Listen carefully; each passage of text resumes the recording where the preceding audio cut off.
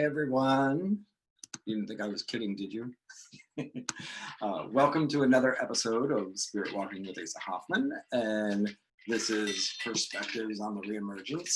And tonight I have a guest, Mike Kelton, with me. And yes, cheers. Cheers. So this is a whole lot of fun. Mike is, if you don't know already, which I'm sure you do, but he's a director, producer, comedian. He has also taken a deep dive into the spiritual realm. We've even done some spirit hunting together. We've been live on stage doing some mediumship readings for the audience. Yeah, it's been a really fun journey. So yeah, it's kind of interesting, Mike, I have to tell you, to be on this end of this. I will tell you that, like, I have the easiest job in the world when I work with you normally, because I'm on the other end and I just have to, like, show up. You do such a great job at orchestrating the events and connecting us when we're doing these things. And I'm like, oh shit, I have to work.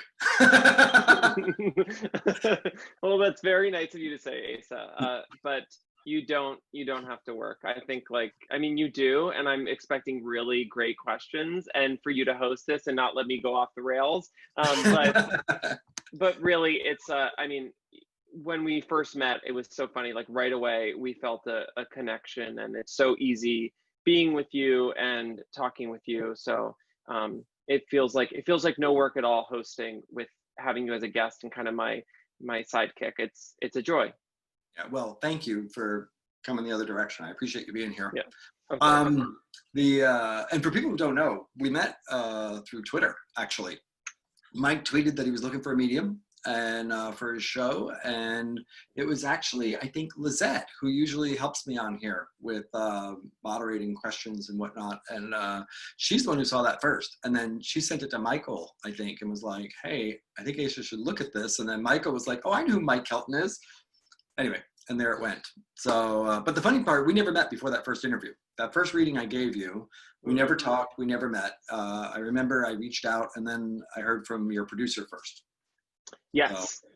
Yeah, I thought it was a cool way that the internet, kind of connected us, and the internet did a really good job. And thank God Lizette and Michael connected us, because it was very powerful. Because also it was kind of a crapshoot. I think with, like, psychics and mediums, I was like going on Yelp and looking, and it didn't feel right to me, because I was trying to almost, like, catch someone or see, like, if other people could vouch, but I felt like it was a real connection. And so I'm lucky that worked out. Yeah, it worked out great, I think, for both of us. So very good. I feel like I found a soul brother along the way here. So you did, and I did as well. So, you know what? Why don't we start there real quick? What did dive you into Beyond in the first place? Can you briefly share a little bit of, like, how that door got opened? Of course. It's funny that you asked me this question, because today I went to the beach. I had a really good time. My friend was going to Rockaway Beach with taking her kids, and so I decided to just go for a little day trip. Anyway, so Beyond started, and it will loop back to the beach, because I've always been very, like, interested, curious about this space. And I've had weird things happen to me my whole life, as I kind of have explained on the pod. One being kind of a visitation from my grandpa when he passed away when I was in college. And through storytelling and kind of being interested in this world, people were always like, you should look into it more. And I was like, I guess I should. How? I think we can curse. How the fuck are you supposed to look into spirituality more? So I felt like diving in with all the facets of it in a podcast space, because as a comedian and a storyteller, I was like, I would love to share this with people. And so I went for a writing trip to Montauk, I think 4 or 5 years ago, and just got, like, a little cabin. And Andrew's literally, like, laughing at me. What are you laughing at? He's laughing. Anyway, so I went for this trip, and I kind of, like, meditated at the ocean, and it was alone. It was the middle of the winter, so it was freezing, but I vibed, and it was like, I got this message that was like, make a podcast. so I don't know, they yell like that sometimes. Yeah, it was like make a podcast, Mike, and I was like, okay. And so I kind of listened, and it was really that moment was really magical, because it was like I felt like I was in the right spot at the right time. I was really listening, and then that night in my cabin, all these deer kept coming like up to the windows in this cabin. And yes, there are deer in Montauk, there are deer in Fire Island, like it's normal, but there was like 3 in the back and like 2 in the front, and they were walking up to the windows. And I was like, I felt like Snow White, where like the animals were talking to me. And I was like, what's up? I know I'm doing the podcast. I get it. And then looping back to today, I went to the ocean, and I was with friends, and they kind of left me. And so then I was alone, kind of, in the waves of the ocean, and there are people around. But then I didn't tell you this yet. There were like 3 dolphins. Wow. There were 3 dolphins that like came. They were kind of like, the first were like, I guess 30 feet away. Who knows depth perception in the ocean? And I was like, oh my God, there's sharks. I gotta get out of here. And then I was like, I think they're dolphins. And they came closer. I never like saw them. I wasn't swimming with dolphins per se. Maybe I was in my mind, but I just you were swimming with dolphins. I was kind of swimming with dolphins. And dolphins swimming with you, actually. It's the other way around, right? Thank you. It was kind of my Lisa Frank moment. So it was interesting. I had the deer in Montauk, and I had the dolphins today, and it was cool. So there you go. The dolphin is it's a great medicine to have come to you. Both of those, actually. Deer's a great guide into the spiritual realm. Actually, deer and if you went into certain traditions, depending on the particular tribes, it was the eastern gate of the medicine circle. Might have been the guardian might be deer, and deer is and the eastern gate of the medicine circle would be where we begin, where we initiate. It's springtime. It's the beginning.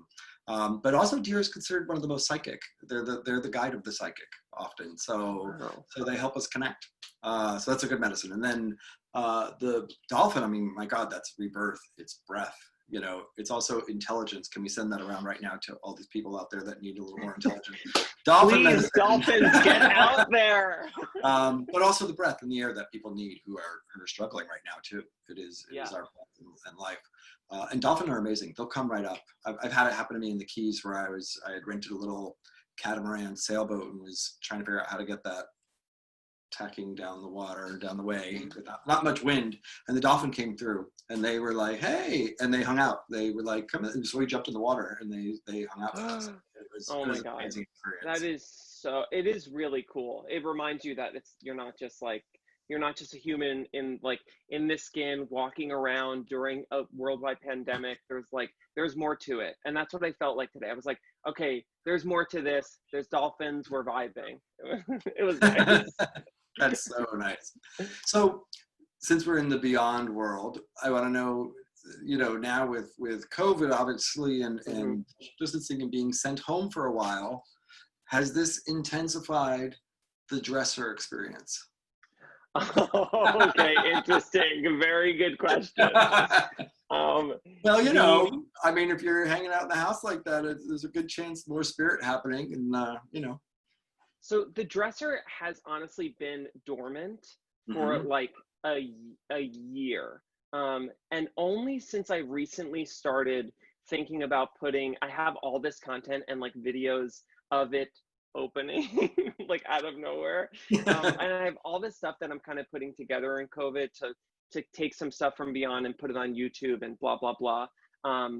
And since that happened, there was one instance recently where I left and I came back and it was open, which was the first time it had opened in a year. But then Andrew was kind of arguing with me, which is like no shocker to anybody. Right. But Andrew was like, I opened it. And I was like, did you? Because I left after you. So the dresser is kind of still up in the air. But I will say dresser has felt the energy of like being a star again, because I'm starting to put content together.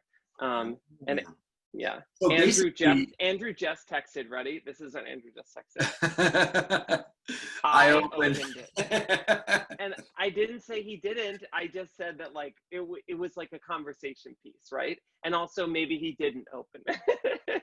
Well, and you know, if the dresser is starting to like rise and show itself, its presence more, that means that your dresser must have quite the ego and be a bit of a ham. Like, okay, it's time for showtime. You have a 100%. spirit there that wants to be seen. The dresser has the biggest head in our apartment. Maybe. I'm not totally sure I agree with that. I've been to your apartment. So, so how's it been through COVID? How have you gotten through this? First of all, let's start back a little bit, because I think early on, right? You actually got it. Was it pretty early right right at the beginning of quarantine, like the second week in March, I think. on? So right at the beginning of quarantine, I was like working, and I was going into the office until like remember that first week of quarantine? It was like it started on like a Thursday or a Friday, the lockdown, right? Because first it was the fake lockdown that everyone's sending that text with the guy with the big dick. And did you get that? Yeah. It was like, oh my God, it was like lockdown. No, it's a guy with the big dick. But then apparently it was like, actually, we are in lockdown. I woke up on like Wednesday or Thursday of that first week, and I was like, holy shit, I have a fever, which was scary, you know? And then I was like, I don't have it. This is crazy. I just have a fever, like a fluke. I have the fever. And the second day it got worse. It like rose to 103. And I started to have really bad body aches. I've never in my life had body aches. Like besides doing like a CrossFit workout and waking up and being Right. like, that was a mistake. Like I've never felt that feeling of like my whole body hurt. So I started having body aches. I called City MD and I was like, hey, I have these things. And they were like, if you come in, we can't give you a test. We're just going to send you back home and see if you get better. And I was like, okay, that's bullshit. Then I'm not going to City MD. Right. So I ended up staying home. Fever was kind of teetering between 101 and 103, would go down to 98, but it was like all over the place. I lost my sense of smell and taste on day like 5 or 6, had no appetite. I basically slept like all day. I was like out for the count. And then around day 7 or 8, I started having like breathing issues. I woke up and I couldn't take a full breath. And I explain it like, when I was a kid, I used to go to the town pool, and if you like swallow too much chlorine because you're in the pool too much, that night you can't take a deep breath because it feels like you have to cough if you take a deep breath because there's chlorine in your lungs, I guess. So it felt like that, where I couldn't take a deep breath. And then I freaked out, and it really affected my emotional health, my like emotions and my mental health. I was watching the news every night, as we all were, and we all still are. And it was so scary. And I just kept reading about every morning. It was a headline of like 31-year-old principal passes away of COVID in the Bronx, and all of these young people. So I started having breathing issues, and I went to a really, really dark place where I was basically like, I'm going to die in my sleep. I thought that I was going to die in my sleep, which is not that bizarre for what we've heard. And so I took a shower. Andrew's very logical, and he's like, okay, you can breathe, you just can't take a deep breath. Why don't you take a shower? Make it really hot so there's, a lot of humidity so you can kind of open up your lungs. And I got out of the shower, it didn't help. And I know I'm dramatic, but I fell on the floor and I was just crying. I was like, I think I'm gonna die. This is bad. So I called my doctor. I went to City MD. I saw a doctor. He basically was like, you have congestion in your lungs, you have a fever. And he looked at me and he said, you definitely have COVID, but I cannot give you a test because I need to save them for pre-existing conditions and elderly. And I kind of was like, fuck you. But at the same time, I was like, I get it. Like, I don't want to take away a test from someone that needs a ventilator. So he gave me an x-ray of my lungs and they said there's congestion. He gave me an inhaler. I had the inhaler. I didn't really use it because I never used an inhaler and it felt weird, but like 4 days later I recovered. So it was a full 15 days.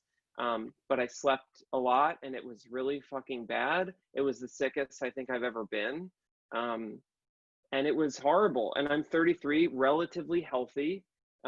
It's really bad. It's not a joke. Like, I think talking to people that from other parts of the country that thinks it's a hoax, I'm like, you have to read, listen to the dolphins. You know what I mean? Like, Yes. read, learn, and know that it's not a joke. It's not something that we should be taking lightly. So that was my experience. I'm sorry. I mean, that sounds really terrifying and awful. I also think, I think one of the worst things to experience must be to feel like we can't breathe, right? That we can't get breath for any, for whatever reason that may be. So that's just such an awful thought. And so I can imagine how scary that is. And especially when you're being told, don't come, or come, but we're not gonna do anything for you.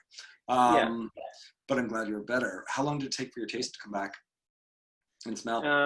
Probably like day 16 or 17, but fully probably like 20 days for 3 or 4 weeks. It was a while. It's so weird when you lose your sense of smell and taste. Not only can you not taste things, but everything tasted like metal. Everything had a metallic taste to it, which, like, you don't want that when you're eating cookies and cream. You know what I mean? No. It also disconnects us from our birth. Our first system to turn on is our limbic system. It's our sense of smell and our sense of taste. And so imagine being cut off from that. It's like being cut off from our first entrance into life. Wow. Birth. Yeah. So yeah, I think it's a pretty powerful thing. But there's also, through all of that, I'm curious, how do you feel now? I feel really good. I do feel very healthy. I've been taking, pretty good care of myself, besides drinking like almost every night, because you got to have something to look forward to right now. Like. Cheers. I feel good. I've been, working out as much as I can, doing like, basically taking these bands I have. I'll show you. I do these like workouts on YouTube. I search like best band workout. And so I like stretch these. Yep.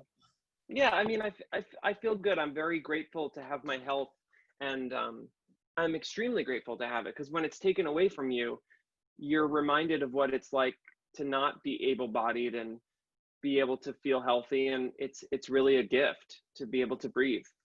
Well, and you had just come off of a massive project, getting Dragnificent out, which was just, I know, so much work.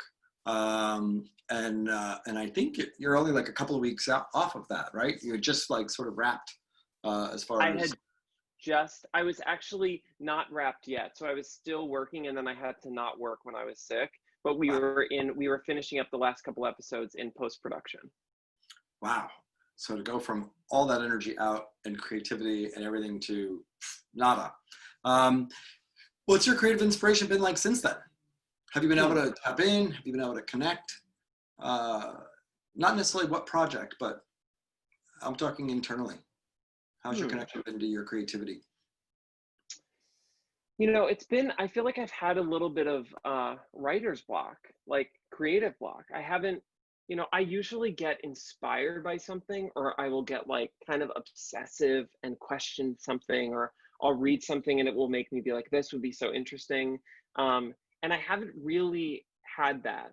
I've been in a little bit of a like processing mode, like I've been kind of, processing the work I've done in the past couple of years and what I want to do next. I think creatively, I usually have to really manifest something in order for it to happen. And if I am not clear about what I'm manifesting, it's kind of nothing happens.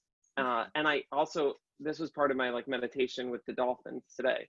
I like kind of want it all. I want to do everything at once. I want to produce and direct while I push like my hosting career and like the beyond of it forward. But like they really they can't exist at the same time. They can exist in the same lifetime, but they can't happen simultaneously. And so that's something that's been a little bit of a struggle for me to be like, what do I focus on? Well, I'm going to tell you, stop thinking about what's possible, Mm-hmm. move out of the way, put it up to spirit and say, so this is what I want. Mm-hmm. Now show me what's possible. And let the Uh, universe show you what's possible, what the oh, potential. that's good. I think it's a great time for us to all be asking for that. I think globally, I think the globally spirit has the bit in our mouth and is pulling the reins Mm-hmm. back and saying, stop running so fast to wherever it is you think you're going. Mm-hmm. Slow down. And I think, the process you're in, to me, sounds like just another part of the creative process in many ways, Mm-hmm. and it's one that, it's the harder one to honor, obviously, and it feels so much better when you feel like, oh, I know where I'm going and what I want to put that energy into, but it's also an important one. And I think when you start having things like these dual ideas of what you're wanting to do, instead of feeling like, oh, I have to figure out where to decide, or the other one that we do is we go hunting and see which Mm-hmm. project comes first, and we'll do that. I think sometimes it's really great to say, okay, wait, let me just pause with this and say, okay, this is where I am. What do you have? And see what comes from that, from spirit. So Asa, I'm gonna use that because that sounds great. yeah, yeah. That sounds good, and that would be helpful for me to be able to be like, what's good? This is what I want. This is what I feel. But like, you show me what's best. And I think you say this all the time, like, what's of the highest good is such a good. I've like kind of co-opted that, and it's like, show me what's of the highest good. Like, where can I help people the most right now? Is it gonna be like doing like another season of Dragnificent and finding a way to incorporate COVID into it, or like find a way to make it possible? Or is it going to be like in the beyond realm? Or is it something I'm not even aware of right now? So what's of the highest good? And how can I, or another way to say it is also, how can I best be of service while also serving me? Mm-hmm. Let's have that alignment, and I'll tell you, you can use your martini shaker if you want. Get your rattle, roll them down, do a little jig and a dance around the room, like call in spirit. Don't just, sit there. It doesn't just have to be a quiet, like, oh, let me quietly ask, like, shake it up, light the candle, light the fire. Be like, all right, guys, got it? You hear me? Okay, good. Yeah. Let me tell you what's going on over here. Here's what I need to know. Uh-huh. So have some fun with it, plug into it, and bring joy to the question, and don't just wait for the joy and the answer. Ooh, I like that. Don't just wait for the joy and the answer. That's good, Asa. Yeah, well, we always love when we get the answer, especially if we get the answer we want, right? But we forget to find joy in the question. Yeah. Anyway, so beyond, you talked about this little, like, I heard something back there and I did catch it. So let's talk about that. So is there beyond stuff we should be expecting? Is that did I hear that?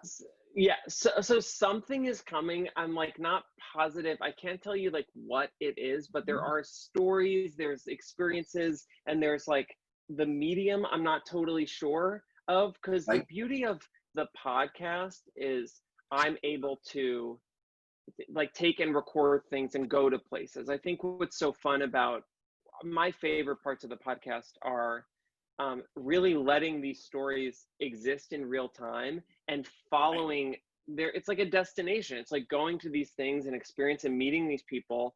And what's tough right now is we only have this, which is totally fine, but I can't really experience things because I'm in my home. So those kind of things are not going to happen because of COVID, but I'm really interested in kind of putting together a lot of things that people didn't see and making a space, like a YouTube space, for people to see behind the scenes and like real video footage, and possibly, like, this is something I'm not sure of yet, but possibly like make a YouTube channel.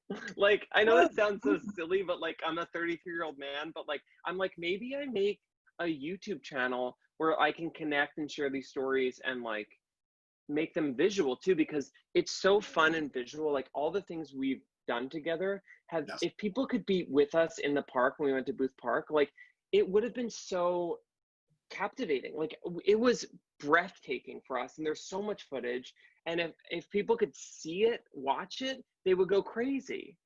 Yeah, I don't think that's silly. I think it's great, and I think you're right. I think that, and you're also a great visual performer in general. And I know you're not just performing on this, but really you give a lot with your expression, with everything. And I think people will love that. But also, yes, these places that we went to and that you've gone to with other people in the show, I think it would be awesome. I want to see behind the scenes. Right? Yeah. So I'm putting that together now. And one thing I'm playing with, a lot of the stories are so good, and Alex has done such an amazing job at soundscaping them, and Tracy at like story producing and kind of pulling these stories together and doing them in a way where like it's a story we can like funnel it into a beginning, middle, and end. I would love to see some of these stories that have already been on the podcast animated or story told in a visual way. And I'm trying to think of a way to economically make that happen through like not just one like animator, like find different visuals. Like maybe one is like stop motion, maybe one is claymation, maybe one is cartoon. But I think like seeing the witch story, like Lisa P go to the Bronx and like bury that goat head, it's like I would watch the shit out of that. So I'm trying to find a way. And something that's interesting with Beyond is the headline for what I do with Beyond is when I started making Beyond, I was like, I want to make something that I would want to listen to, right? I was like, I have been so drawn up like in like pleasing other people in like media of like, I want to do what MTV thinks that I should be doing. I want to do what this network thinks I should be making. But Beyond, I was like, fuck it. I'm going to make something that I listen to, and I'm like, I would listen to that. And that's, I think, when the fans of Beyond, I'm like, I agree with your taste because I would listen to that. Yes. You know what I mean?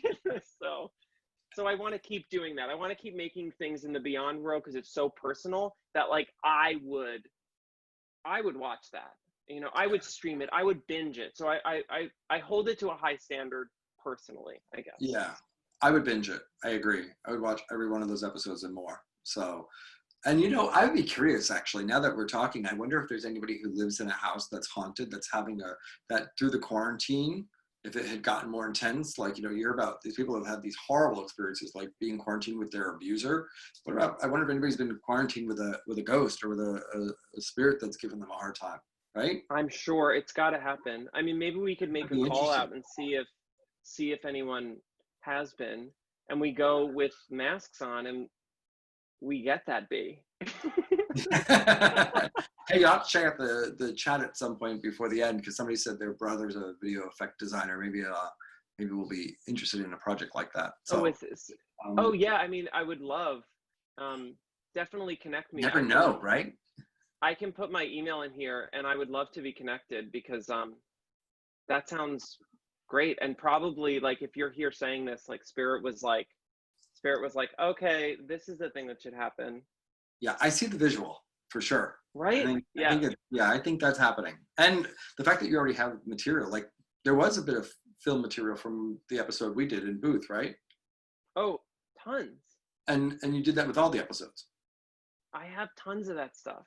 Yeah, and I have more stuff from the dresser that people haven't seen, and it's video. And I'm like, I can't just have this in my phone. It feels crazy. Just like, well, that'll be interesting to see if that changes people's perception, if they're team Andrew or if they're team Mike on the dresser. 100%. I mean, so, and I also think Andrew he's the best, and he's so cute. I feel like I think people need to see how adorable Andrew is. Yes. I think people need to see how adorable the two of you are when you fight about thank you. things like the dresser. Yes. Yeah, it's adorable. What can I say? So I'm also, oh, by the way, if anybody wants to ask questions of Mike or myself during all this, feel free. You can go to the Q&A box. I didn't announce that in the beginning. You're welcome to. We're keeping an eye on the chat as well, but if you have questions, feel free to throw that in there. So Mike, you did a ritual through all of this during one of the eclipses, right? Am I right? Oh, I sure did, Asa. I sure did. How did that go? Not good. Okay, let me tell you. So at the last eclipse, like the big one, Mhm. I also, someone tweeted, there's an oracle that I follow on Twitter that she says amazing stuff, and I'm like, I'm vibe with it. But she kind of talked a lot about the Mayan calendar and how, like, actually that the last eclipse was when the Mayans actually predicted, like, the beginning of the end, or whatever you believe, or the beginning of the beginning, whatever you want to believe. Much more And beginning. so So.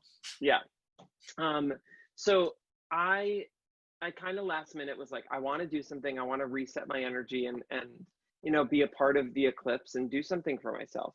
So I improvised a Mhm. spell, and later I'll tell you why I don't recommend it. But I have done, I think, a bunch of rituals with some incredible people: Asa, Alana Kilkenny, Michelle Brock, like all these, like, people that I love and respect. And so, and I've watched them, like, in this world. I'm on Insta looking at what people are doing. And so I kind of just improvised a spell in my backyard. This is what I did. I got a candle that Asa gave to me, and it's a white candle, beautiful, we love. Got the candle. I wrote down on pieces of paper, like, things that I was, like, looking for, like intentions or things I wanted to happen. And then Asa gave me this great sweetgrass that I've had on my windowsill. That's, like, really just, like, it's like all good energy. You smell it and you're like, oh, I love. And so I did this spell where I lit the candle. I burned these, like, things I wanted to, like, go away that I wrote down. I put it in the jar, and then I put the other things I wanted in the jar. I filled it up with water, holy water that I had left over from the Curtis spell, the spell I did with my old dog. And I just had it. So I was like, well, I have this holy water, I should use it. So holy water, sweetgrass, burned paper, bell jar, and a candle. And I kind of just improvised it and put everything in there and, like, shook it up. And what I didn't do during this ritual, I didn't make, like, a circle around myself. I didn't make a sacred circle, which Asa has mentioned every time we've worked together. So when I was doing it, I asked my guides to come in and be there, and my guides were there, but there were two guides that kind of, like, had, like, invisibility cloaks over them. I guess they were just like, I knew that I didn't know who they were. I was like, okay, Grandpa's back there. We got that lady I saw in a past life regression. We got that guy over there that I saw my first regression. But there were two that were covered. And after after the ritual, I started getting hurt. I had like, clumsy things that you would think I was clumsy, but I'm not that clumsy. And so I got cut on my finger, taking out the trash that was, like, really bad, really deep. I cut my hand taking out an air conditioner. I had a rash all over my chest that wouldn't go away. And then I was, like, walking around my neighborhood, and a really big tree branch fell, like, 6 feet from me. And everyone ran around the street, was like, are you okay? And I was like, it was, like, 6 feet away. It didn't hit me. But if it did, it, like, definitely, it could have really hurt me. So I called Asa and I was like, babe, am I hexed? And Asa said, Well, I didn't say you were hexed, but I I did say know, I know, but I thought I was hexed. yes. No. But and it's funny. I just saw somebody post here that says, "I love it. She's a lazy witch." So as long as you trust your intuition, it's all good to do it with improvising. So I have to say I agree with both, and that you shouldn't and you should. And where that line stands is this: totally improvising is acceptable, and being creative, and it's where magic comes from. It is an expression of creativity and connection. But the key is, when you open yourself, you need to create sacred space. You need to, in some way, create protection. And and the protection isn't about keeping out anything. It's about creating the space within that is holy or sacred. And the key is, when you're done, you want to respect that space, right? So you also want to give gratitude to it and open the space again. And what had happened was that you'd open up that energy, but it was still it was open, right? You were sort of walking between worlds, and it was ungrounded.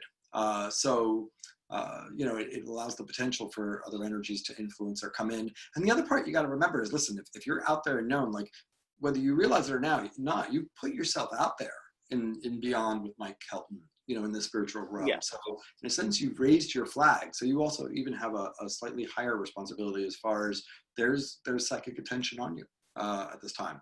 So It's interesting you say that too, because every morning when I also love all the comments coming in. The lazy witch, like I totally get it. Like, and I think especially if yeah, you I'm with think it. there might be Absolutely. a presence that you're like, so like I think everyone's right. Like there's been like you got to be careful, I think, where you do it and the energy you're like, if you feel around you, you want to feel like kind of warm and safe, right? Anytime you're doing something that's personal to you, you don't want to be around people you don't trust, right? So I think it's kind of like make sure you feel safe.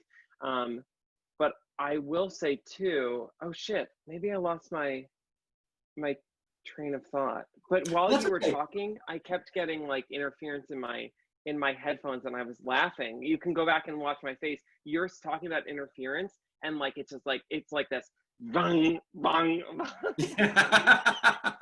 I'm like, what the fuck? Yeah, spirits fucking with us. They're like, yes, we can make ourselves heard. We can make ourselves known. We can reach through the veil just like you can. Listen, I think that it's really respecting that the sacred, in my opinion. It's really recognizing that you are making a connection, that this isn't just an idea, that it's real, and that when you cross the veil with your energy, right, you're stepping into that space and you want to make sure that you're shining your light in the right direction. Is one thing. But the other thing is you want to be grounded, because the other part is it doesn't necessarily mean that there's dark energy. This is not a fear-based idea. It is about holy, it's about sacred, and it's about having the grounding to be able to, because remember, whatever comes through, right? If there's nobody else there, if you're not working with somebody like me, if you're on your own, whatever comes through, you're the grounding in the physical realm. You're it. So you better make sure your energy is grounded and that you have the support with the right tools around you, But at the same time, I mean, I wholly agree with Zach's girlfriend, which is that, that can be done, through improvising. It doesn't necessarily have to be done in one particular way. You can be creative. And if you already have a natural connect that way, right? Like some people can create that space very quickly. Other people, but I think when you're beginning, it's a little bit more of thinking in terms of ritual and thinking in terms of what are the things that will help me create the space. And especially now, there's a lot of mud in the psychic energy, and especially where you are. You're in New York, in the city, and it's, there's a lot of mud. There's a lot of different emotions and feelings and things that are going on there. And so the astral is thick, and it doesn't mean it doesn't mean it's bad energy. It's just a lot of energy. So you want to make sure that you're connecting to where you want to connect to. Interesting. Do you think like part of what's I know we've talked about like a new consciousness and like an awakening, right? That's going on right now. Do you think that the psychic world is also kind of expanding, or they're like, we knew it. We knew you guys would learn this eventually. Like, I'm like, are they expanding too? Or are they like, yeah, absolutely. What's up? When we expand, they expand. It's all connected, right? Like they're as above, so below. But I also think there are a lot of souls there's a lot that's happening in the spirit realm that are, we may not realize, that are still here and interacting with us, right? Like, who do you think your guides are? But those that are souls that are on the other side, that are actually, for a reason, still interacting with the physical realm. So this is actually affecting them as well. There's a whole, I have somebody coming up on later on in the month, I think July 27th, and I'm hoping she can illuminate this more, but we're going to talk a little bit about like past lives in connection to COVID and what's going on, and sort of, what are those chain of events? How does that tie together? And now that we're in this event, what souls are on the other side that maybe haven't incarnated at this time, that are that this whole time maybe has been like a flag calling them, because they're like, oh, I was around during that plague. This is familiar. I've got shit to work out. Let me come in. So it's a really interesting time in that realm. The other side of that is there's a lot of light up there. There are a lot of light workers that are there and here and supporting us and saying, yes, we get it.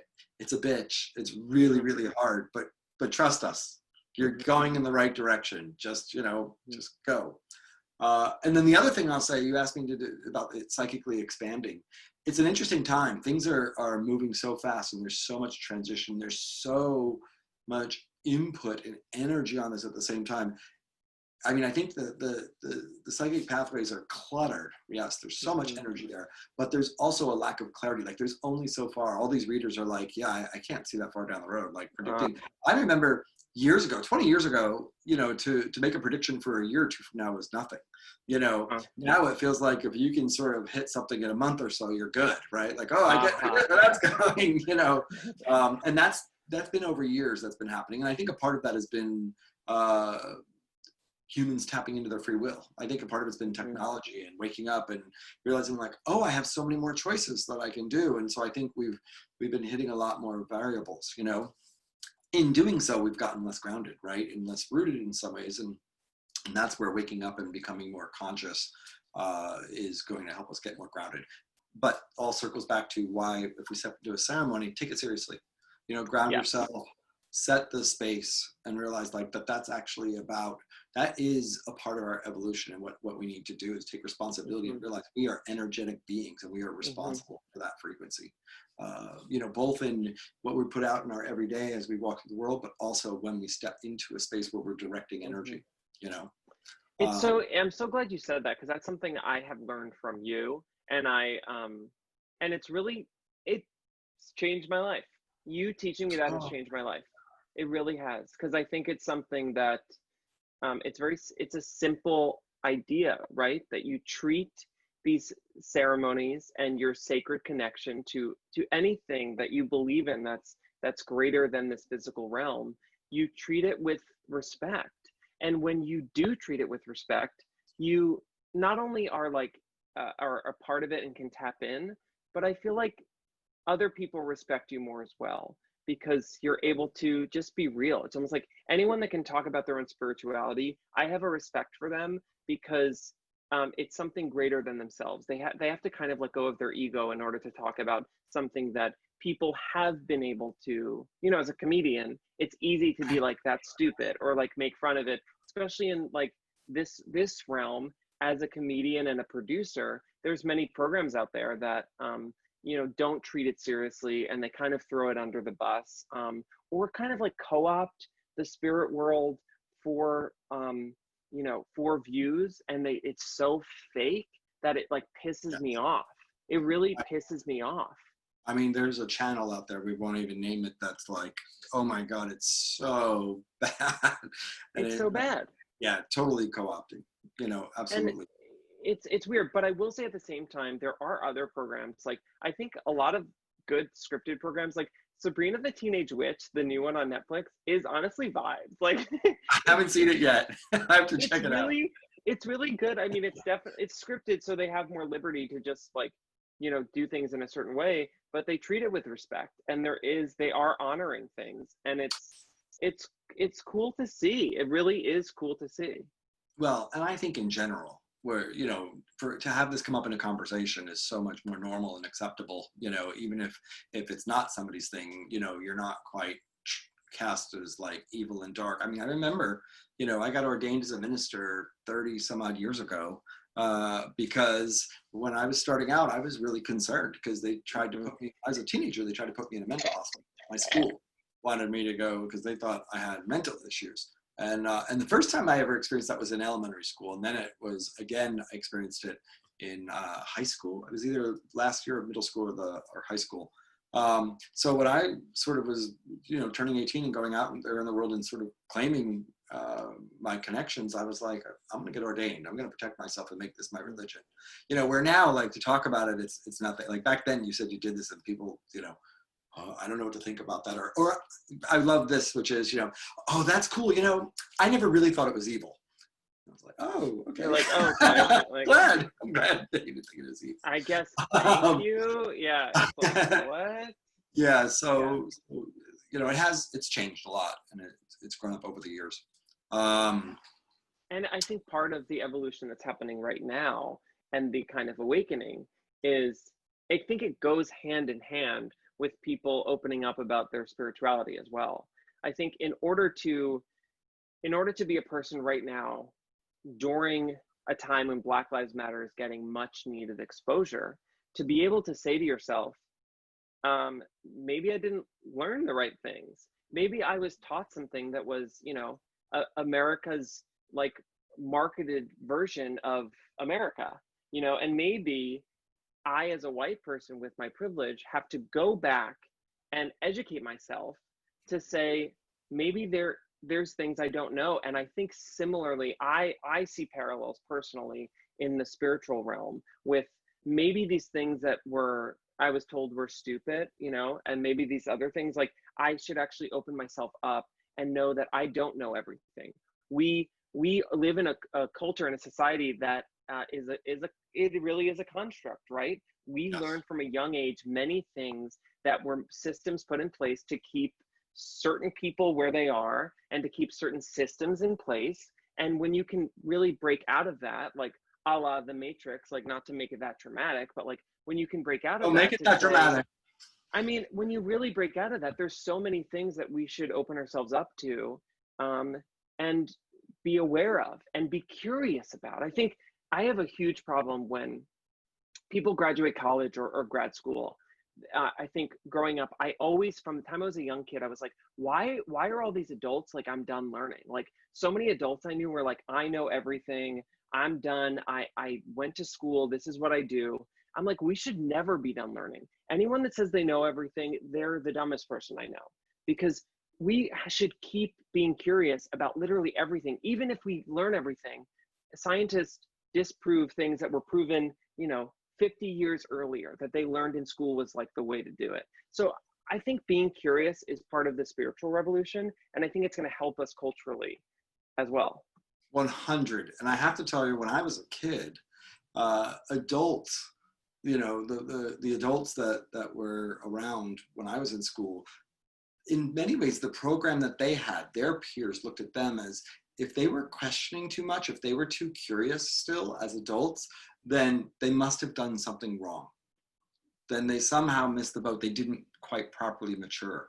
And that really, and I think there was a lot of peer pressure almost to appear to know the answers and to be the authoritarian. And that, a lot of that has gotten stripped down through the years. But I definitely know that. And that's one of the reasons why I felt so connected to my mom. She was really a way setter at that time, as far as like, she always said she learned so much and stayed young because of her kids, but it was because she stayed so open that way. But that was much more unusual than it is today.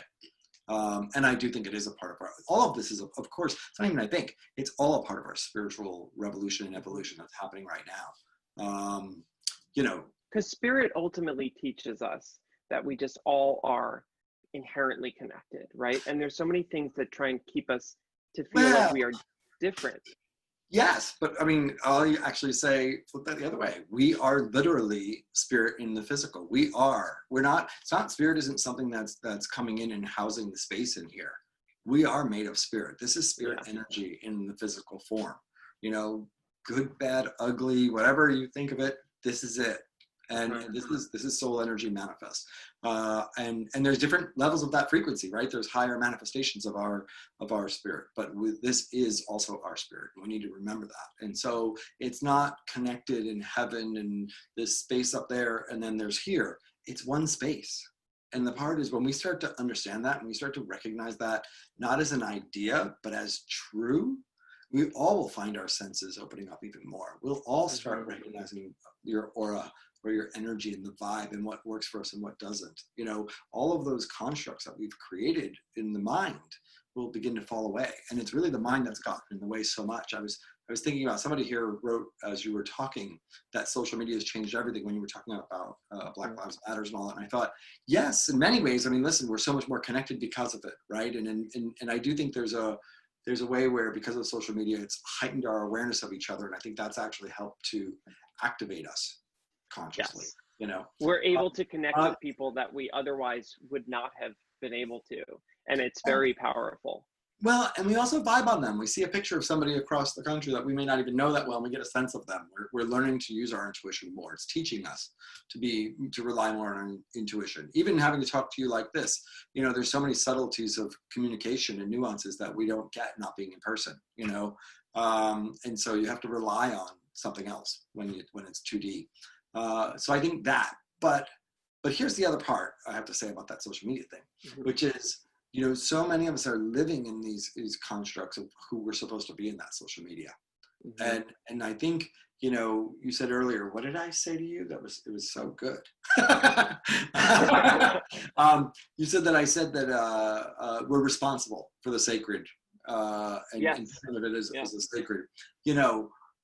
When we start to realize we're responsible for the thoughts that we choose to feed, and to become more self-aware. And I think so often we're busy trying to create that image of what we're supposed to be. We're not listening to what's happening in our mind and deciding whether it's where we want to be or not. And that's another really important one. We're not necessarily responsible for every thought we have, by the way. Mm-hmm. The brain makes noise. It's always thinking. And so there's I mean, times I had a moment where a couple of years ago where I was nervous. I think of worst case scenarios. Like when I'm walking down the street, I think like that car could crash into that car, which could hit that person, which could like, I am constantly like in my mind, like what could happen everywhere. And it's not bad because some of the thoughts seemed negative and dark. And I'm like, it's not dark and it's okay to think these things. You're just kind of like looking at the situation and be like, what variables exist here? You know what I mean? What realities could be?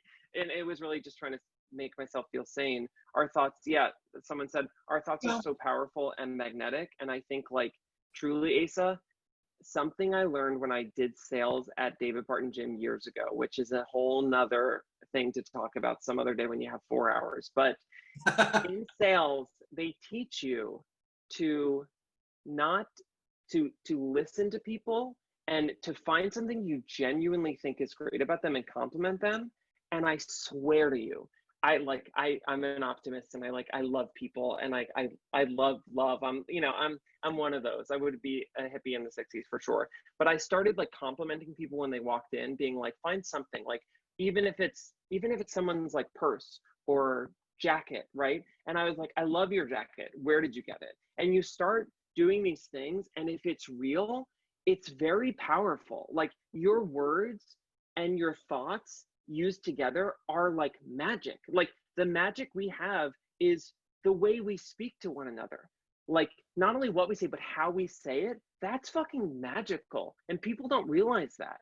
And it's also can be used as a weapon too. But it's or they do realize it and they don't wield it as such. They don't respect it. It actually does go back to respecting it, the power. We think that because it's coming out of our mouth and it's our thoughts and our this, that we shouldn't have to pay attention to it. It can just go freely instead of realizing, no, this is a magical tool. This is sacred. Again, it's going back to sacred. But what I do have to say to both you and the person who posted about our thoughts being so powerful, magnetic, I don't think our thoughts are so powerful, magnetic on their own.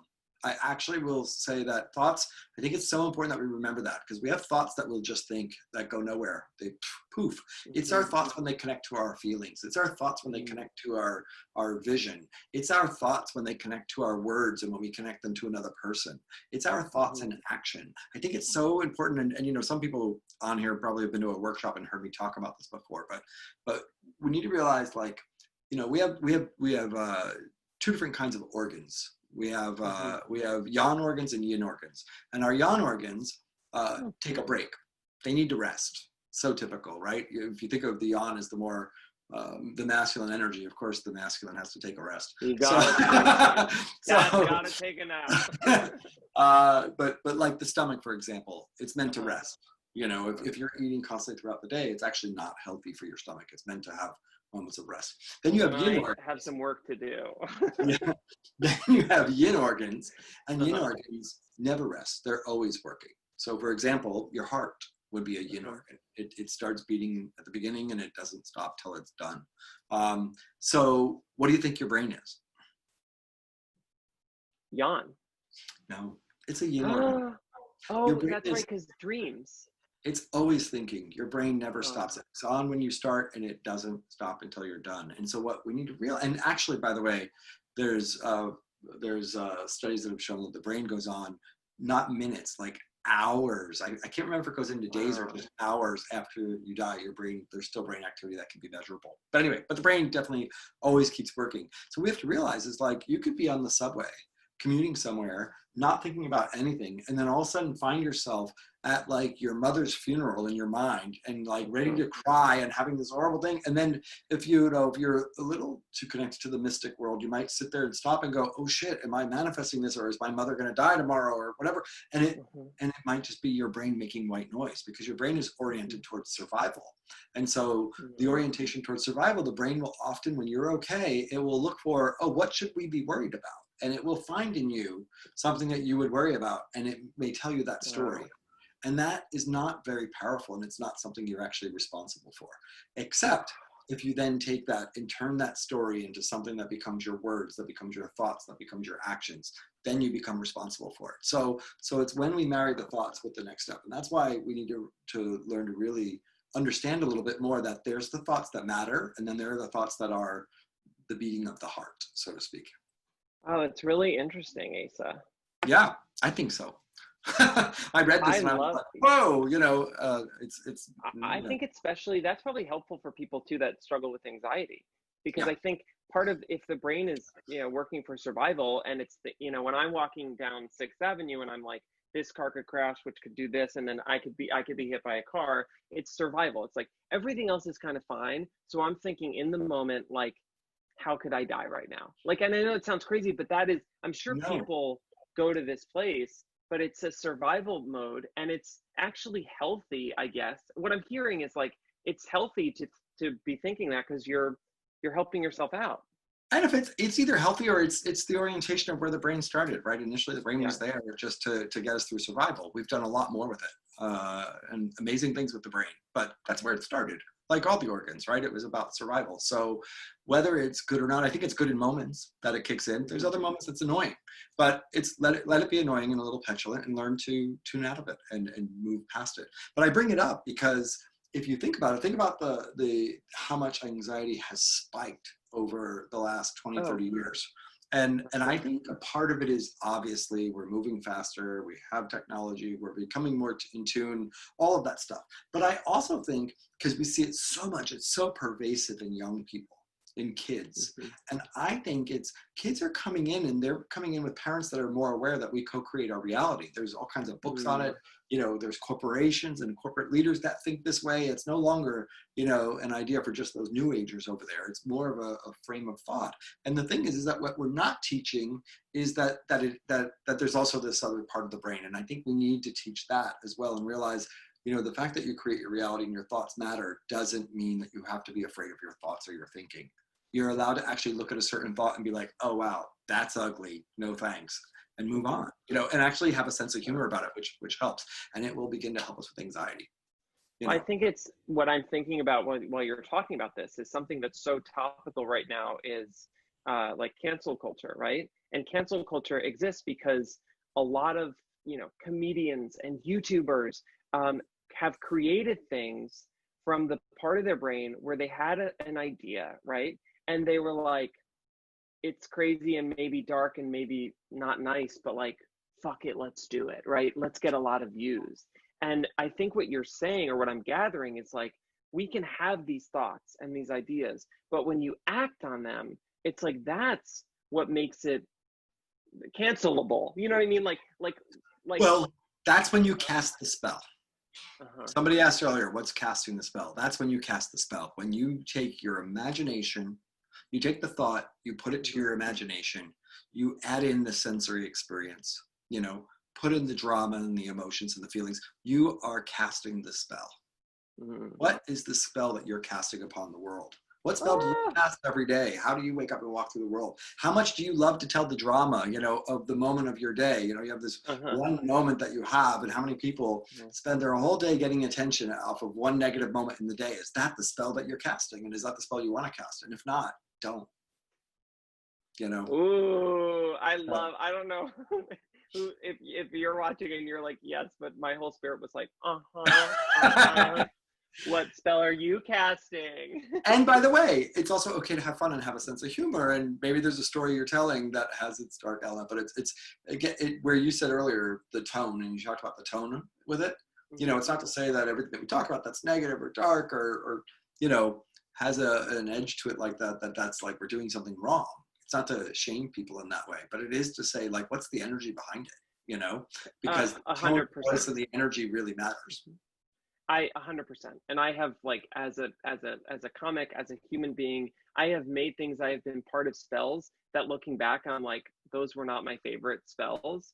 But it was all a learning process too. And I know now, after making Beyond and being so authentic with it, I know what it feels like to make something and be like, there's not one lie in this. This is totally me. I don't know if people are going to love it, but it's so real that, like, I hope it resonates. And it's always those moments when something does resonate and you're like, oh shit, all I had to do this whole time was just be honest and kind of open myself up to something I was maybe vulnerable about.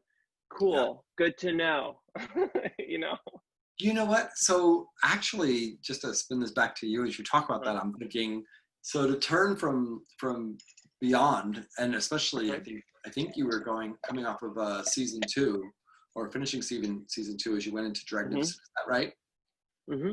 Yeah. So Dragnificent, we got greenlit like kind of halfway into making season 2 of Beyond, and so we had to kind of balance time between both, which was very difficult.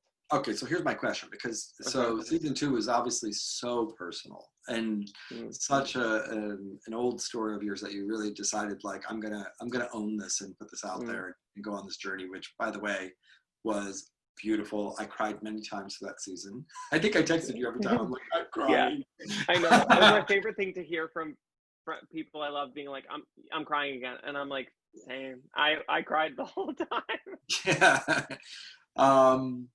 The question is, to go from that to working in a network like TLC and working on a show and where you no longer have the freedom to be completely authentic with your voice. Right now, it's a shared voice, and it's also, what are the ratings and what's the audience want to see, and it becomes a different process. So I have a couple of questions for that. One would be, by two, I want to start with is how was it traumatic, or how dramatic to go sort of from Beyond to that? Was it like a slap in the face, or was that like, oh, I knew what I was getting into?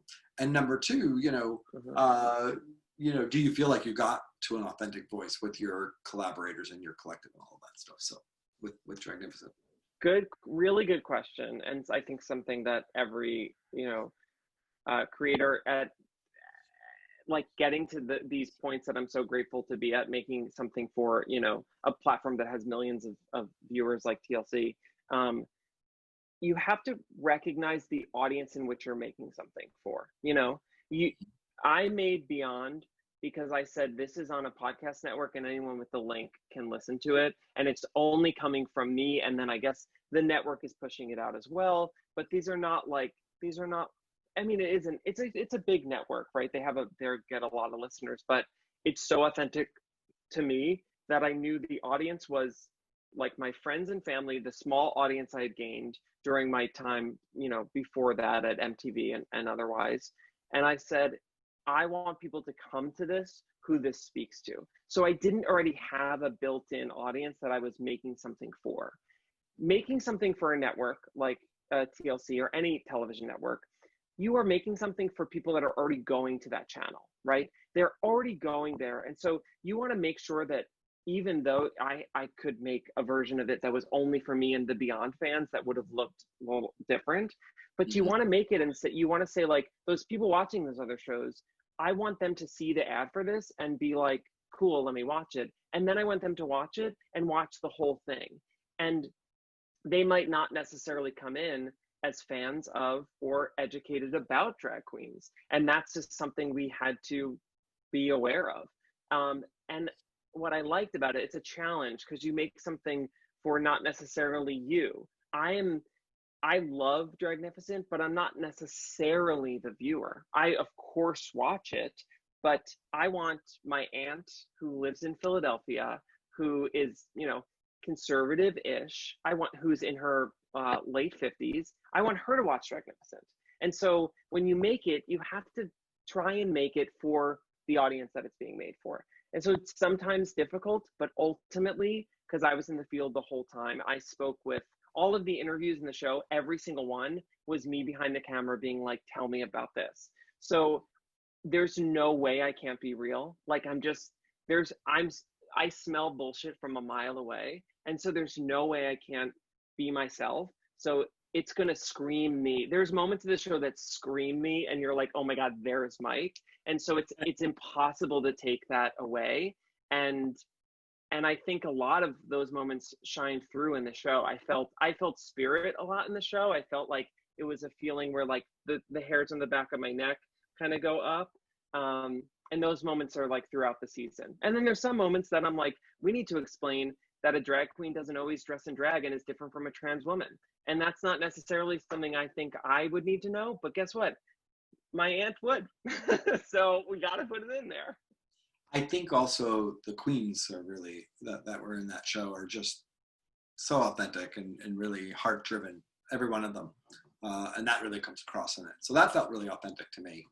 That's amazing. Well, I wanted to make them, I always know that with like talent, I don't know if anyone will find this interesting, but I always feel like as a director and as a producer, when you make talent feel comfortable, like they can fully be themselves, which Tracy and Alex at Forever Dog always were like, you don't have to be nervous. You can be yourself fully. Then I was always able to be myself and be authentic, which people related to. When you make talent feel like they can be themselves, they are always going to shine on camera or on recording. When you try and change talent to fit into a mold that they're not, it feels psycho watching it. And I know we've all seen these shows where like we end up not liking a person. We might actually like them. We don't like the producer's orchestrated version of them. Or maybe we do like them and we wouldn't like the real person. Like, so yeah, you have to be real and you have to open up, you have to create a space where people feel comfortable being authentic. Because when that happens, like people are fucking cool. Most people are cool and interesting, but you have to allow them the space to be that. Well, that's a part of your gift and your talent. That's the spell and the magic that you cast, which is looking for that in somebody and then making space for that to come out. Really, that's definitely a moment. We could all learn from you more about that. Thanks. I got that feeling. That's really sweet. Thank you. So basically, from everything you said, the short answer to what I said though is you did feel like you managed to capture something really authentic in the show for that audience, and you feel good about it. Did COVID and everything that happened either help or hurt the show as far as ratings and getting viewers and all of that? Or do you think we had to cancel some shoots because of some of our interview shoots? Those really like glossy with the white background where the queens looked like stunning. Yep. I love those because they add a level, like they're kind of like Beyond, where I'm able to pop out and like bring a joke when a joke is needed. And we weren't able to do as many of those for the last couple episodes because we couldn't shoot because of COVID. So I missed out seeing those. I missed those in the show.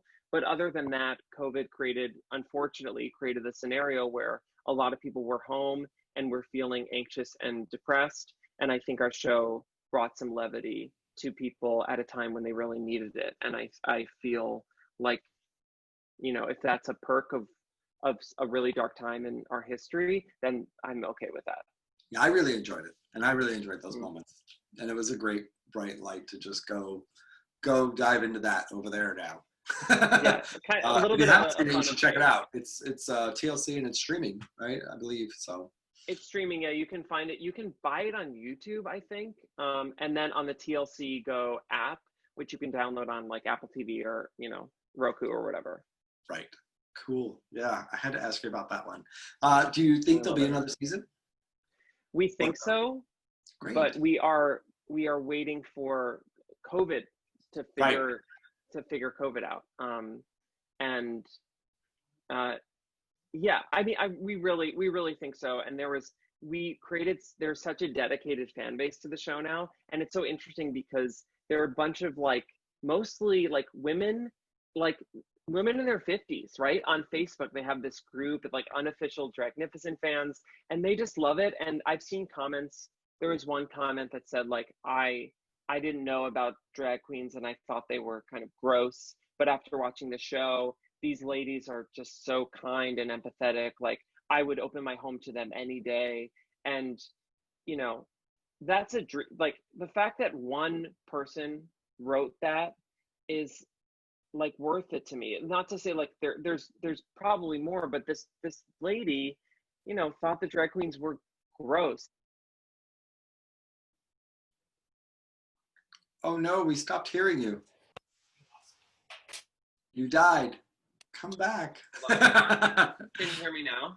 He's alive. Okay, Yes, we can hear you. Yeah, you're a little quieter, but we can hear you. We gotcha. Can you hear me now?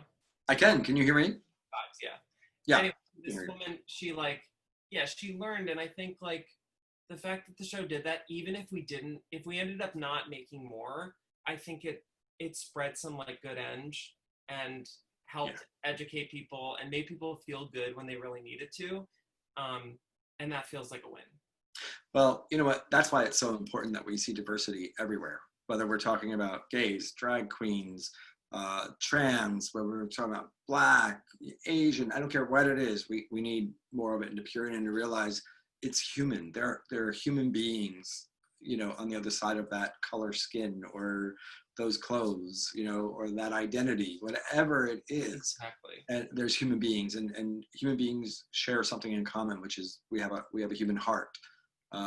You know, we have a soul, we have a spirit and a connection and a consciousness, and a voice and something to say and to share into the world. And we all want to be heard, and we all want to be seen.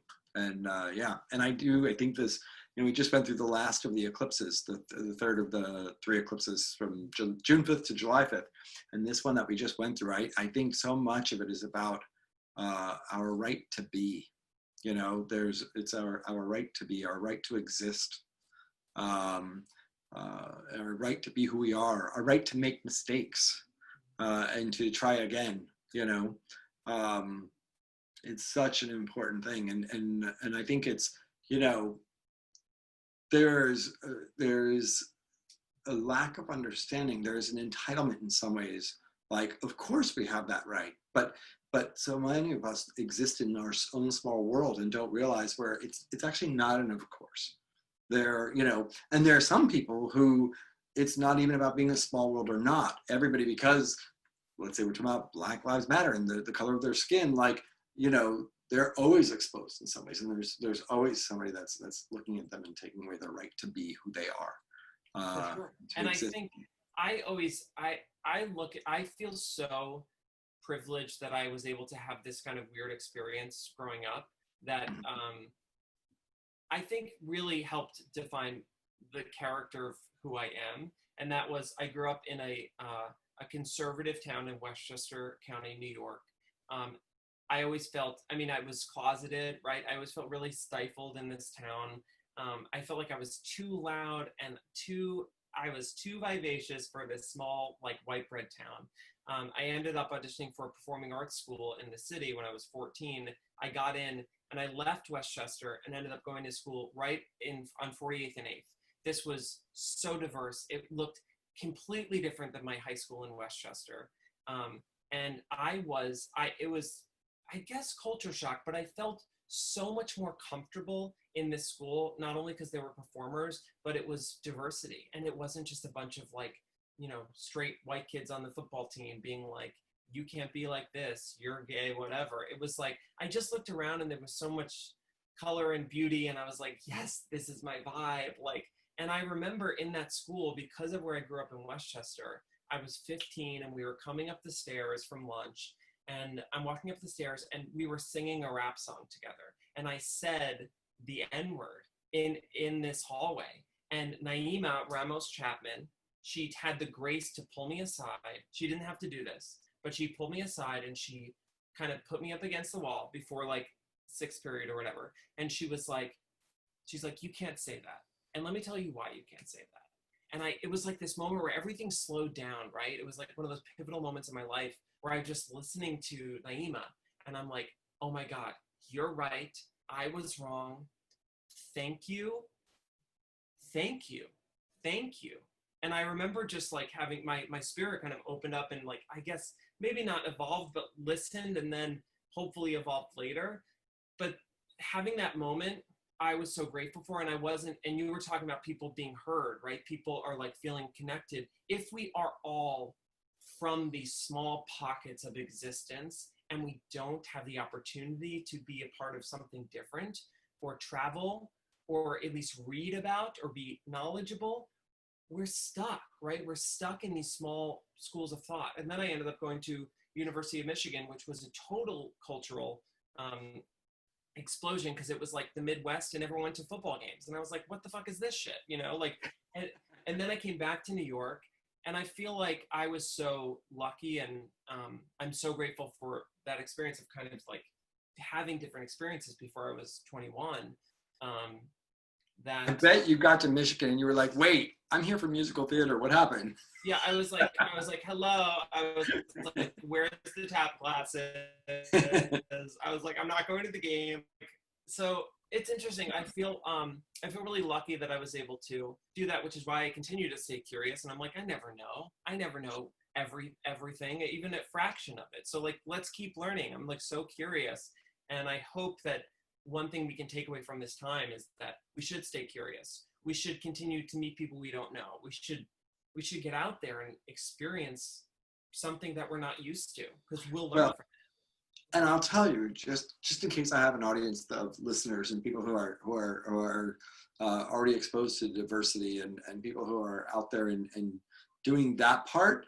The other thing I heard in everything you said that I thought was really powerful is also, let's make the space to hear somebody when they're having an uncomfortable conversation with us. Let's make the space to take in what's being said and not just to go to resistance. You know, even if I'm not saying you did in that moment, but even if in us, I know there's moments for me where somebody starts talking to me and my first thought is fuck off, or, you know, I don't want, you don't get it. But let's take a moment to just pull that in a little bit and say, you know what, actually, let me just hear and realize, like, my ears aren't going to burn. My brain's not going to melt if I hear this. I can actually allow myself to hear it and realize, like, that's a really powerful thing, and being able to have those conversations around any subject that's uncomfortable and making space for that. And realizing that hearing somebody isn't agreeing with them. You know, it doesn't mean you have to acquiesce to something you don't agree with either. Totally. We've stopped hearing each other in our society, right? And, you know, there's so many, there are many people, I think, that are in that space that are open and want to be connected and want to grow and look for diversity. There are also a large group that sit in one extreme or the other, that are making the loudest noises out there, are these extremes. And it's become so much the identity, and it's made a lot of people feel like they're supposed to be in one extreme or the other, you know, and we've forgotten the power. Right now.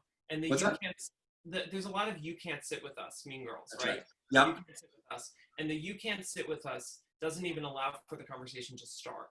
So like, we first have to get to a place where you can sit with us. Everyone can sit at the same table and facilitate a conversation. But we're not even at the place where we can all sit at the same table. Well, and I think with conditions, right? You can sit with us as long as you don't come in here to dominate our right to exist as we are, right? So there's conditions to sit at the table, but it's not an either or. I do think there's, you know, that's the part, is that so often, you know, if one group does open up to the other to sit at the table, you know, it becomes one group comes in sort of pushing in with an agenda rather than coming into a conversation or coming into a space where, how do we actually make space here? How do we talk human, you know, rather than just talk issues? How do we talk human? And what does that actually even mean? You know, how do we actually step into our heart first and then open our mouth, as opposed to stepping into our head? You know, we're also, you know, a lot of what's happening in our society is a product of our education. You know, we are programming kids and we're teaching them to perform. We're teaching them to be the smartest, be the quickest, have the right answer, have the knowledge, but we're not actually teaching them to be intelligent, which is actually here's intelligence.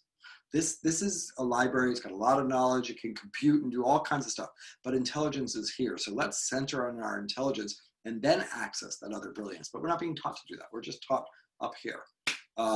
You say that because I was having a conversation recently with a good friend of mine, and Andrew was there too. And it was a conversation about like aptitude in schooling and how we measure success, right? What does success look like? And these are all like systemic issues within, I think, our society in general. But we were arguing over, one person in the conversation said success is doing something like well, but fast.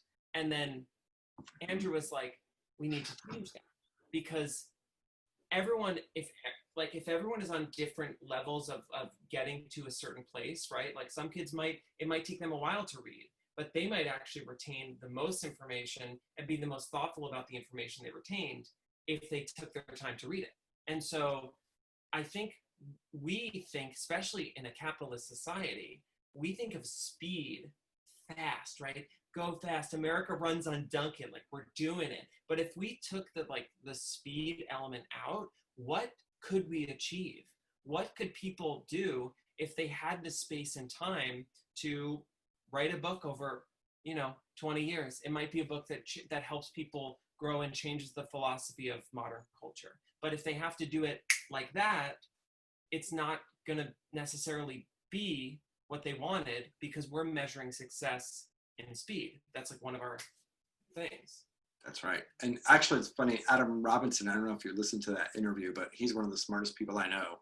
And he quoted Gandhi and said, there must be more to life than making things go faster. That was a Gandhi quote, but Adam quoted him and I was like, exactly, But the other side, the other thing that happens if we slow down, you do realize, so there's something really powerful that happens when we slow down.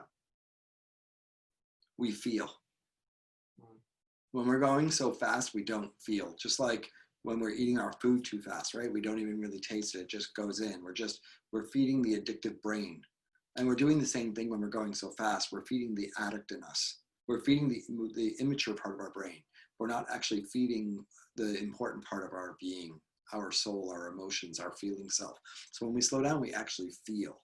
And it becomes much harder to ignore marginalized communities. It becomes much harder to ignore the animals that are going to be extinct. It becomes much harder to ignore the lack of sustainability of the culture when we slow down, and we actually have to feel that and realize I'm actually playing a role in that. Me, myself, and I, in my small little world, is actually playing a role in that, because the world is connected and I'm connected to it. So we feel, and I think it's all a part of this program of going faster has been a way that we have been taught, and we believe we're better because of it. We can be better. We can achieve more. We can have more. And it's a lie.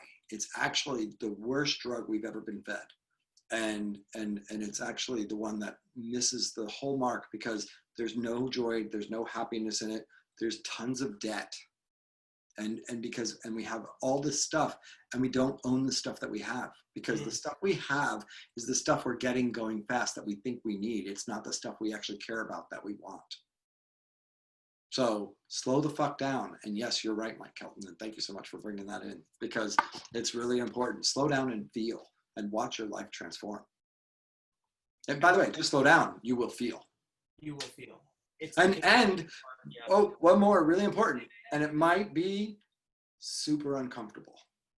You might, what comes up and what you feel first might be uncomfortable. And, I'll tell you, even with COVID going on, and I'm somebody who's conscious, I've thought this way for a long time.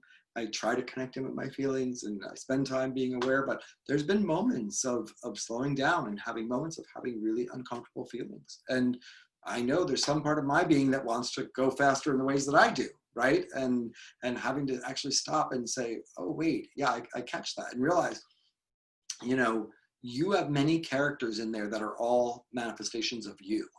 And sometimes you need to bring in the more mature character to actually let the other one know, like, I know this feels really unsafe and uncomfortable, but just cry it out, or just sit with it, go through it, and we'll be okay. I have gotten really good at crying. I have gotten really good at sitting with my feelings, and it's something I've worked a lot on in the past couple of years, and you've been extremely helpful with that. And I've been able to slow down. I really feel like I've been able to slow down, and it's something that I'm still working on. But I was going to say, I think it feels like a national pandemic, the idea that when you ask somebody how they're doing, think to yourself how often someone replies with what they're doing and what they have been doing, not how they're doing. You say, hey, how are you? Someone goes, oh, good. I'm doing this today. I've been working a lot on this, and I do it all the time, but I didn't ask you what you're doing. I asked you how you're doing.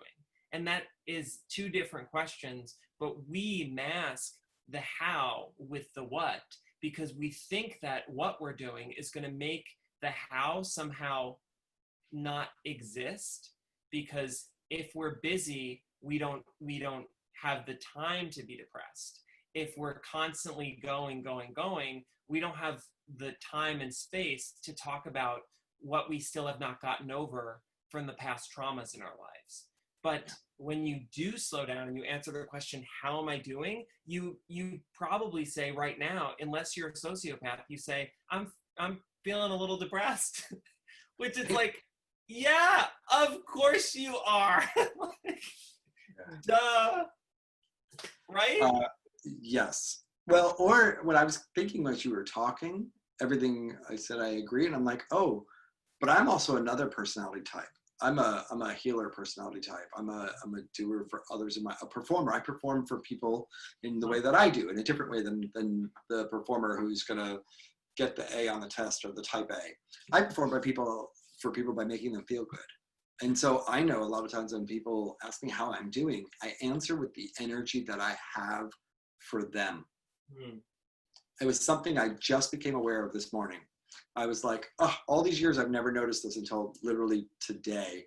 And somebody asked me how I was doing, and I actually had a rough morning, and I woke up and I couldn't sleep last night. I was up at 3 a.m. and I never can't sleep. It's a super rarity for me, and I was disrupted in a variety of ways, and I was off.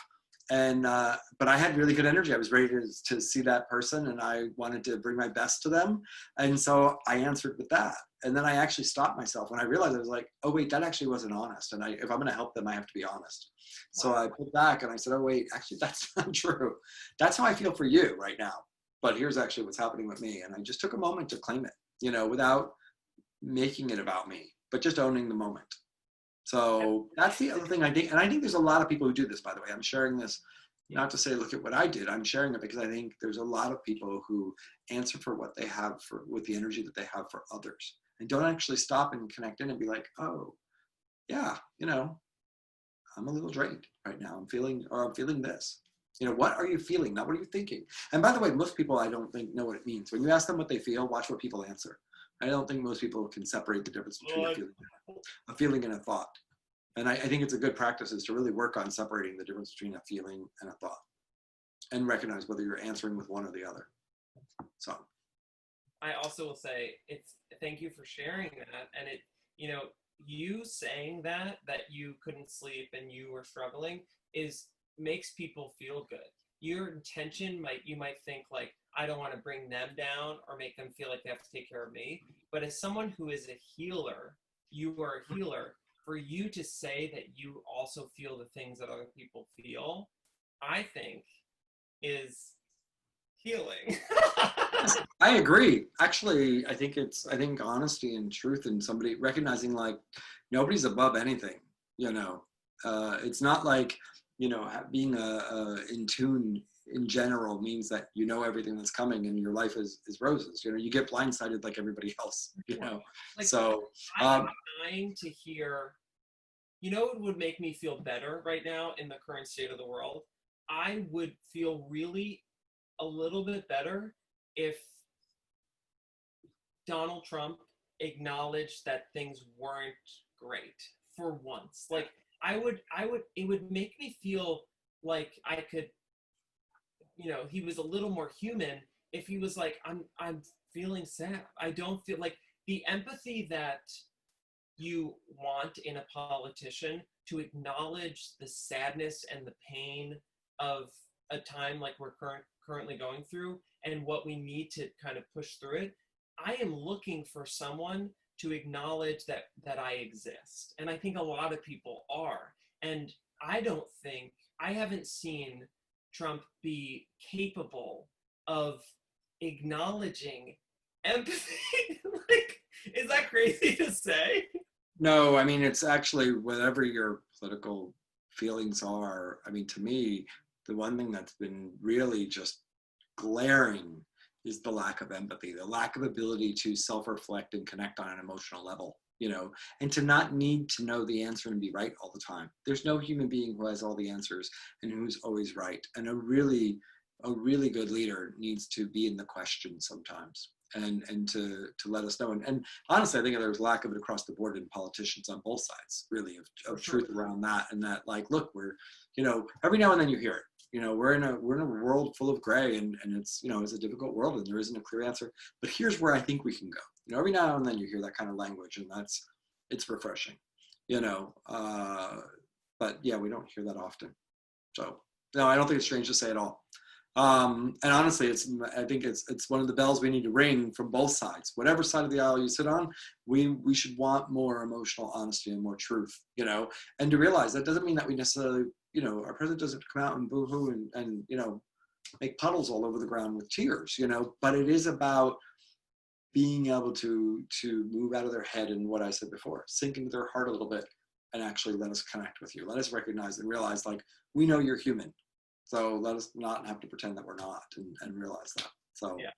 You know, it's just like we know our parents are fallible now. Like that whole thing that back in the day when we thought like our parents existed in a different realm and there was something different about them and us, they bled differently than we did as kids. Like those days are long gone. So flawed, and that's actually beautiful. And I can't believe you did the job that you even did. You know what I mean? Like knowing it's an amazing experience growing up and realizing that your parents are human beings, and I'm like, oh, my parents at my age had like 2 kids and were like struggling with credit card debt and all this stuff, and I'm like, shit, like good job, guys. You know. You one of those? Maybe not. Maybe I'm not like. Yes. Like kudos. I mean, knowing what people struggle through is the reason I tell stories. I'm like, well, yeah, that's and point. Realizing, and you're going to struggle too, and it's okay. It may not be my struggle, but you're going to have struggles. That's the part, is that this is a human journey. You know, there isn't a right way to do it. There's your way to do it, and you have to figure out what that is. And in doing so, you're going to make mistakes, which is why I said earlier, it's so important that we have a right to make mistakes and to recover from those mistakes. So I just want to bring in, because somebody put it in here and I just wanted to acknowledge it, is about, there's a student group called Uncomfortable Learning. Have you heard of them? There's a guy, Zachary Wood, who made a point of engaging in conversation with people who disagreed with him. Anyway, it was pretty cool, and somebody posted a link here, which I'm definitely going to check out, but I'm also posting this link this way. There we go. Putting it out to everybody there. And when I post the podcast, I'll make sure that the link is there. If it's, I'll check it out, but it sounds interesting. I will really, check that out. Thank you for sharing that. I'd be curious, right, to see what that is. All right, Mike, we have to wrap up here soon. It's been really fun. Did you finish any of your cocktail, or am I the only one drinking my martini? In the first 45 minutes, mine was. If I did my martini in the first 45 minutes, we might not have had such a successful show. So this is a very big glass. I don't even know where it came from, but it's very large. So you do your thing, okay? No judgment. I think you did from one host to another. I think you did an amazing job, Asa. I felt very comfortable being myself. I feel like it flowed. The questions were lovely, and I mean, I could talk to you for hours, Asa. Like this isn't well, same for you. Same, and hopefully people enjoy listening to us talking for a very long time. But you know what? Some of the things that we realized and we learned and we talked about today is slow down. Like we're in perspectives on the reemergence, right? So it's like, take your time. And if your creative process is that you're not yet inspired with where you're going, like marinate and find a way to make pleasure out of the marination. You know, find a way, like, think about what it is that I might want to do that would just make me happy right in this moment, or that might inspire me in this moment for me, not for what I'm meant to do. Because that's the other piece of that social media, is there's so much of this idea that we must perform and be something, you know, and the truth is that you are something, and the being something out there is the expression of who and what you already are. So take time to connect with that, right? And how do we make space to connect with that? Because that in itself is a really powerful creative process, and what will come from it, wow, magic. you That's know. good advice, Asa. I know another thing that helps me is I will take breaks from social media and like put, I actually am not on Facebook right now. I noticed. Been really helpful. So I think that's helpful in order to connect. I'm like, when you scroll, it's like a constant like dun, dun, dun. So that's been helpful for me, and that might be helpful for other people. And if anyone has a question or whatever, you can just insta DM a bitch and we'll connect. Well, and realize that, you don't have to like it or not like it or delete the app or not delete the app. Like, it's okay to exist. It is about what you said, like really the giving permission for, I'm gonna actually take a break. It's again, letting the adult in you, have some say, but also not letting the adult in you have so much say that you don't have room to play and be in the garden. So, Mike, thank you so much for being here. I want to know if people want to know, like, so this Beyond footage and things coming out, do we have any time frame, or is it totally like we'll get surprised when we get surprised with it? I would say something will come out. Something will happen before the end of the year, or there'll be like an announcement. There'll be some news or content will come out before the end of the year. And people can follow you on Instagram. That's where you'll post and they'll find out, right? Probably the best place. Or I like Instagram the best, and I'm putting some stuff together to share some stuff on Insta story, and then I end up saving a bunch of the things and putting them in like the save stories. So I think that's going to be a place where I like kind of update people. So Instagram is kind of the best. All right. So if you're not following Mike already, get on there, Mike Kelton, and follow him on Instagram and check it out. And I know it's going to be amazing. Anyway, it was so much fun to do this with you. And so much fun to do this with all of you as well. Thank you so much for being here with us tonight. This was a great experience. Let's slow down and breathe and let's connect. Let's drop into our hearts and let's connect. I love you, Asa. Thank you. Love you, Mike. Have a great night. Okay, cheers.